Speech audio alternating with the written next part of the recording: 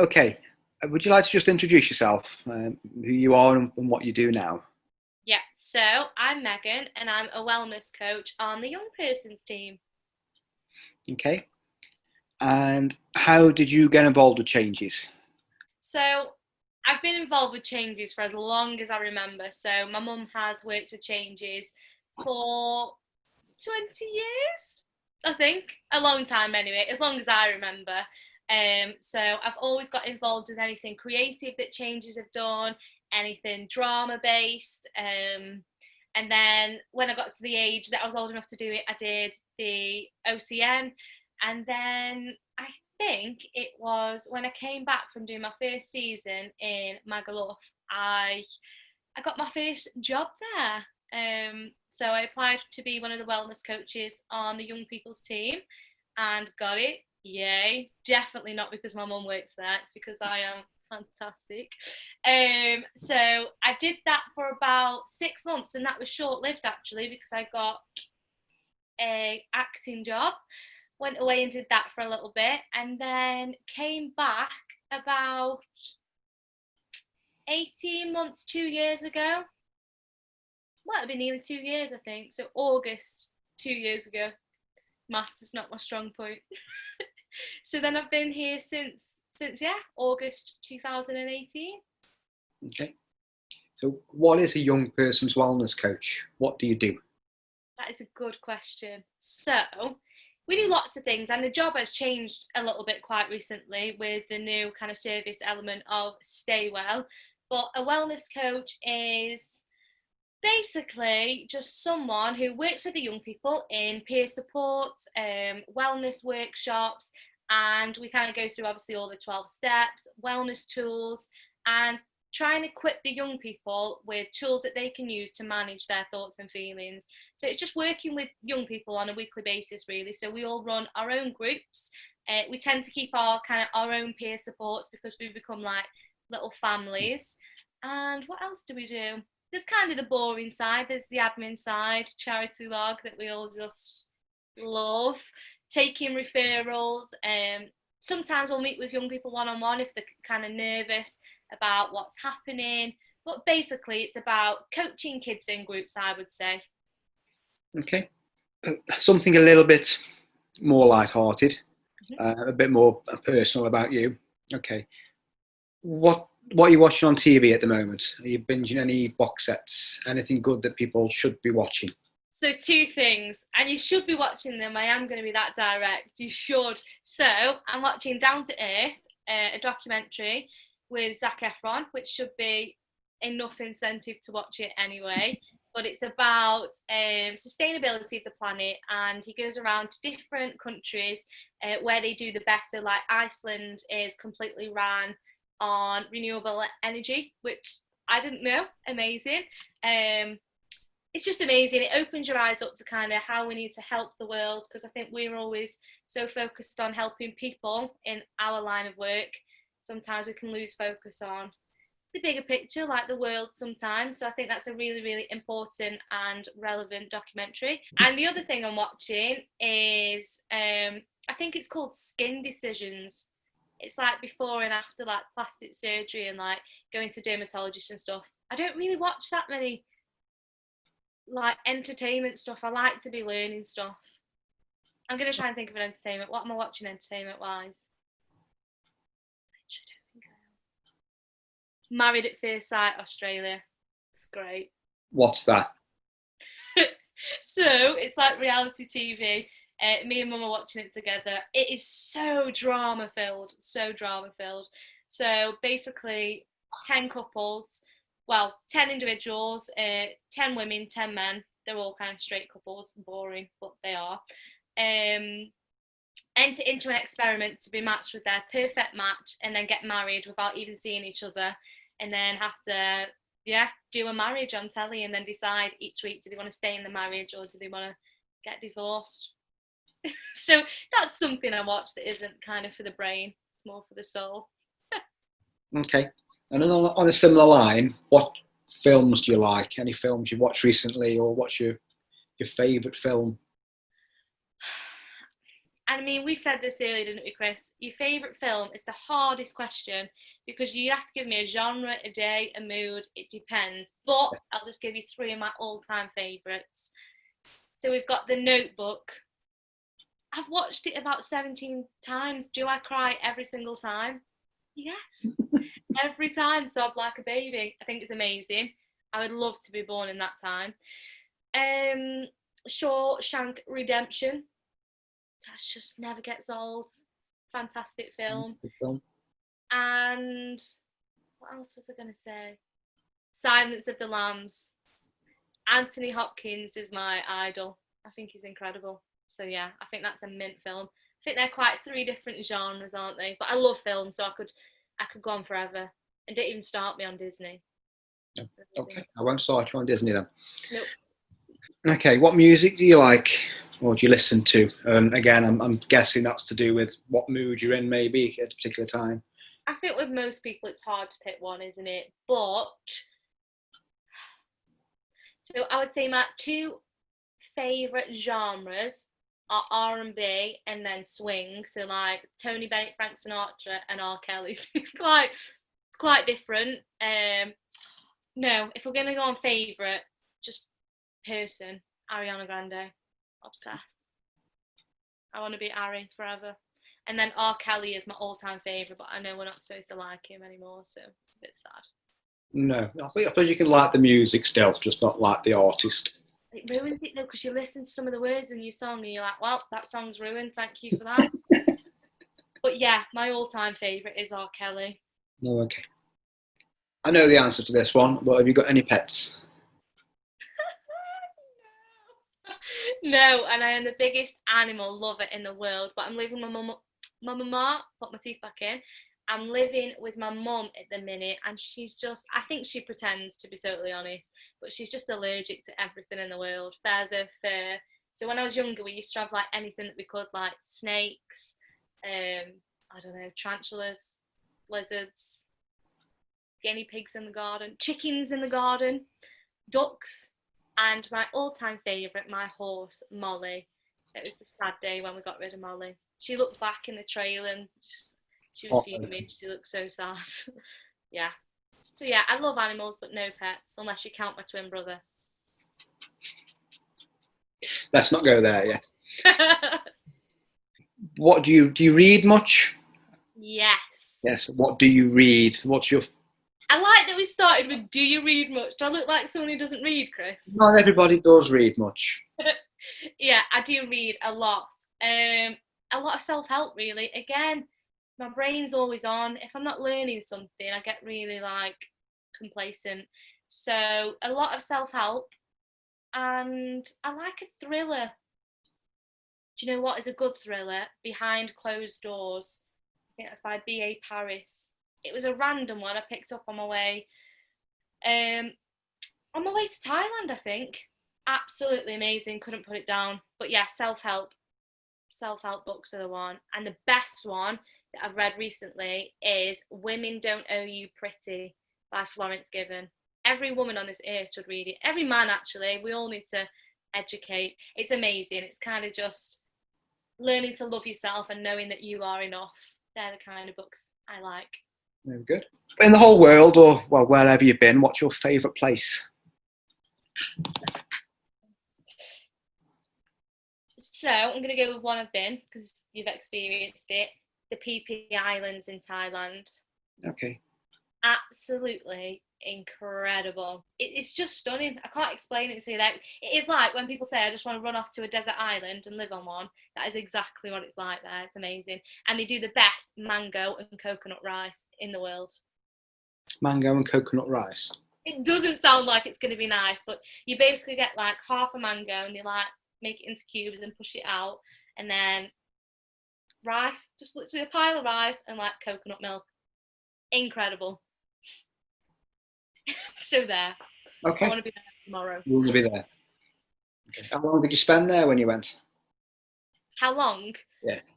Oh, well, I did 3.5 weeks in Thailand, and I think we spent about 5 days on the island.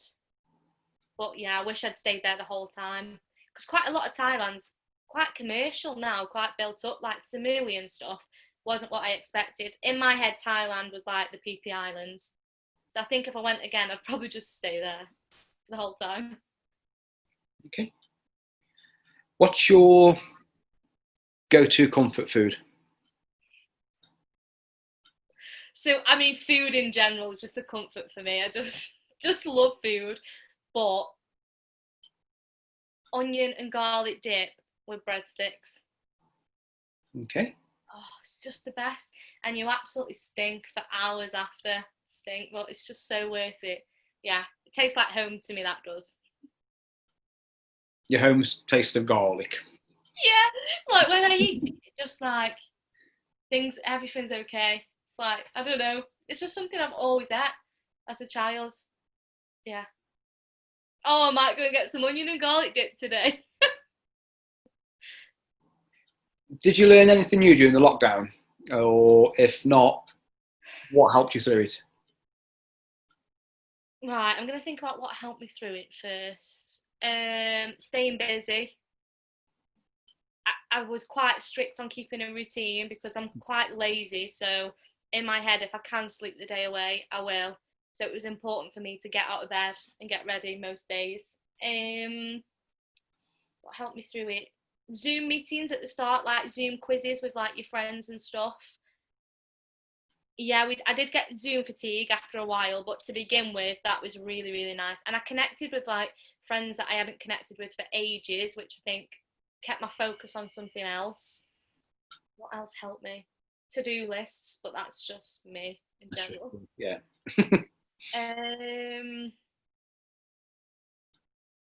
I don't know. I think I took the opportunity. Like we worked through it, so we always had a focus. We weren't Yeah. completely like bored. I started making my way through the house, decorating bits, cleaning out drawers. I think, yeah, saying it out loud, saying busy was important for me, which is ironic because I always say, I'm always busy. I hate being busy. I don't have time for this. And then when you do get a bit of extra time, because even when you're working, like after your working hours and stuff, you still got way more time than you would have usually. So yeah, I think I always whinge about not having time. And then when I was given a bit of time, it was like, I don't want it. I want to stay busy. And as for what I've learned, to be honest, it has been a real time of growth and struggle for me, I'd say. I think lockdown for me has made me face myself. You really are kind of left with your thoughts a lot more than you ever have been. And I mean, I'm quite an overthinker anyway, so having to sit with them a lot more has kind of forced me to deal with some of them. So, what have I learned? I mean, I've learned lots. I've learned that my life didn't change too much because I am a bit of a hermit, which I don't know how helpful that is, knowing that at 25. I think maybe I should push myself out of my comfort zone a little bit more after this.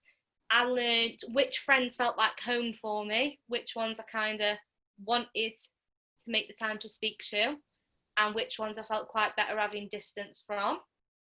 I learned there's lots I learned, I think. There was loads. I have been doing a lot of kind of journaling and kind of self-work through this time, having that spare time. So I think it's a little bit endless what I've learned. I've learned to appreciate physical health and how much your mental health affects your physical health. I think that's the biggest thing actually, and it's the last thing I've thought of, but that is the biggest thing for me. So I've really struggled with my skin, which you can lovely see on this interview, throughout lockdown, which I never have. And from all my research and seeing the GP way too often, even face to face, I got that bad. She saw me face to face. I figured that it's just hormones and literally just the change in lifestyle stress. So I've been learning loads about hormones in the human body and how much kind of our mental state affects our physical state. And you would think as a wellness coach, I would kind of be a bit more in the know about that. But I think until it happens as severely as look at your face, it has absolutely got acne. Like it was severe and it's still bad, but not nearly as bad as it was.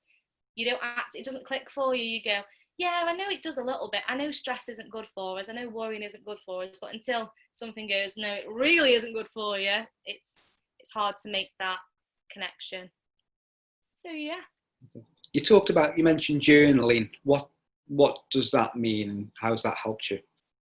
So I do two types of journaling really. So I do something that is called morning pages, if that's what you want to call it. That's what I've always known it as, where you just wake up in the morning and you start writing. It's kind of a stream of consciousness, and then you go back and kind of pick out where's my brain at. So it's like things from your subconscious kind of come out because you just have to write. So Okay. it's interesting to just read back and go, what is bothering me? What's on my mind? Because sometimes I find you're anxious, you're a little bit stressed, you're sitting on something, but you don't quite know what. So, stream of consciousness, morning pages, once you get good at letting go and just letting the kind of hand do it, can bring out some really interesting things to work through. And then the other type of journaling I do is like gratitude journaling and setting goals. So, a bit more productive journaling. So, I will log what I've done in a day, or if I've had any discoveries like, oh my god, when I get stressed my skin breaks out, or wow, my life hasn't changed that much because I'm really unsociable. So when I have kind of revelations, I get them down and I make sure I write down 5 things that I'm grateful for every day and make a plan for the next day. But I'm a little bit obsessive in that way. I know we shouldn't spend too much time journaling things, but it helps me that I have that time.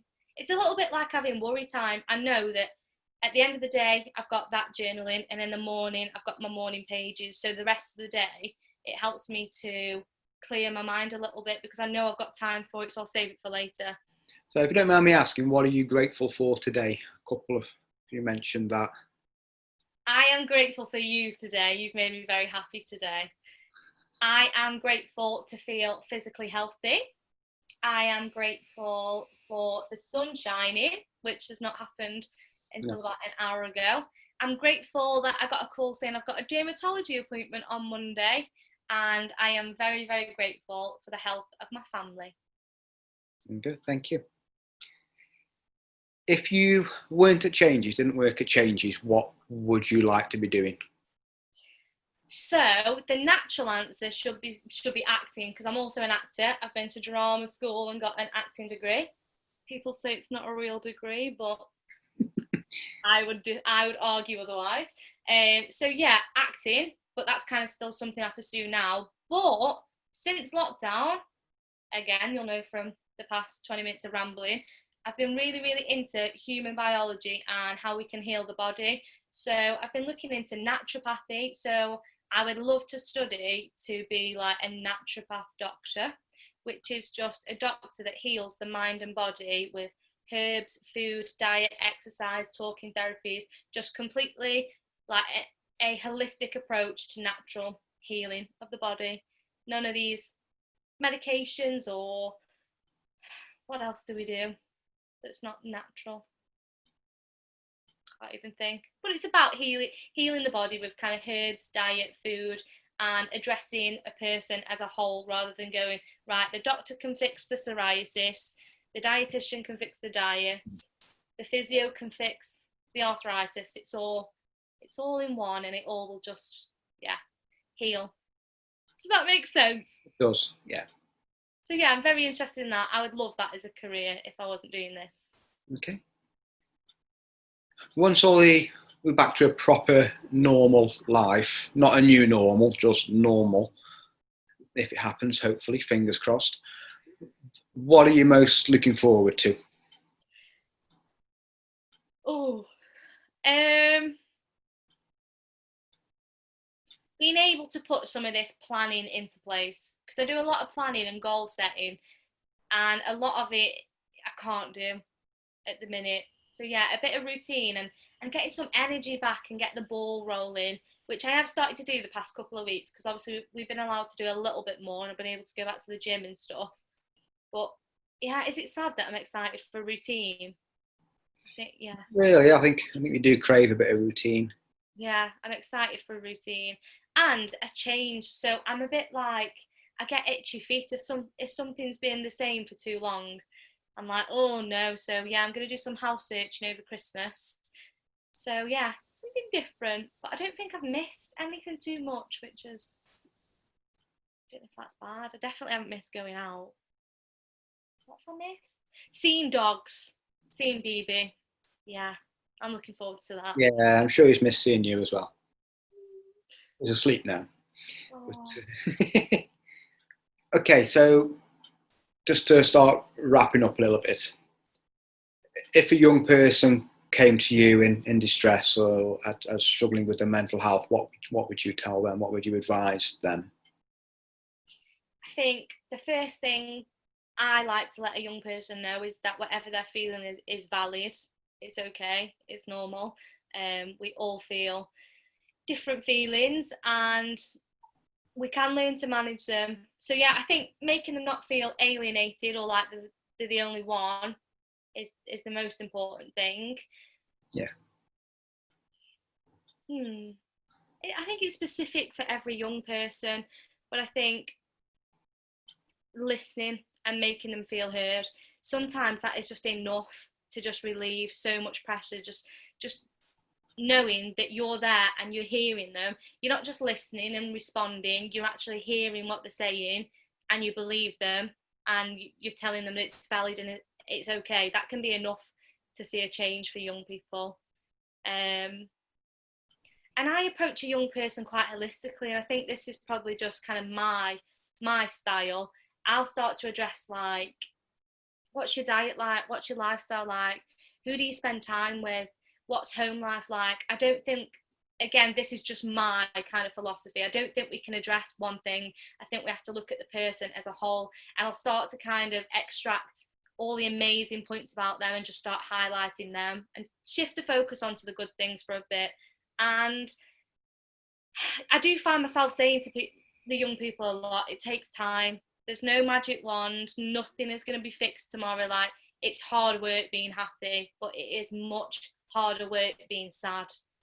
So yeah, letting them know that it's not a quick fix, but that we are going to get there together, and I am here. And I think that's enough really for most young people. What would you say to a parent who comes to you and says their child's struggling? I think when a parent comes to me, we start addressing kind of what's going on for the child, circumstantial stuff. And I think it's hard because a lot of the time parents can be part of the problem. So I think it's then about having a conversation with the parent. Do they need any support? Are they kind of their happiest? Is there anything they're struggling with? Because a happy parent is a good parent, in my opinion. If your parents are happy, great. And again, just letting them know that they're heard, giving them a safe space, getting them to start to articulate what they're feeling when they're feeling it, even if that's saying, Mum, I feel great today. Getting young people to start articulating how they're feeling. We're so used to being behind screens and not having to actually connect with people, and then let alone say how we're feeling. We don't even tell people when we're feeling good, never mind being able to articulate when we're not feeling great. So getting them to talk about their feelings, just getting that as kind of a natural part of their routine, I think that's always a good step. Getting support in place for the young people. And again, this is not kind of a changes philosophy, but my personal thing would be start looking at diet. Are they getting exercise? Are they getting enough sleep? Just getting practical things in place. That's just me though. I like to be quite practical. And at the point of when you're kind of asking for support, letting the parent know that it's not their fault because it's not helpful at that point. Kind of putting blame on anyone, just that we all suffer with mental health. It doesn't discriminate, it doesn't choose kind of who suffers, who doesn't. And I genuinely believe we all struggle with our mental health at some point in our lives. If you're lucky enough to have not suffered yet, amazing. But there is going to be times like we can't, amazing if you can be happy forever, but we're all going to either struggle with worry, anger, OCD, anything. Everyone's going to have their little things. So I think it's about knowing that fluctuations are normal and they're not going to last forever. It's like, what's that saying? If you're going through hell, don't stay there. Like, we just got to keep going. We've all got to go through tunnels. You wouldn't stop halfway through a tunnel and get out, would you? You just keep going to the light at the end. Not that kind of light. That sounds a bit sinister. carry on to the light at the end. No, but you wouldn't get out, would you, in the middle of a dark tunnel? We all go through them. It's just about building resilience. And to parents that kind of aren't seeking help, but just want a little bit of kind of extra support, I think it's about building the tools up when the child is feeling good. We shouldn't have to wait until the young people are feeling rubbish to start building resilience and kind of getting some good self-esteem, some good tools going, some good healthy behaviours and habits.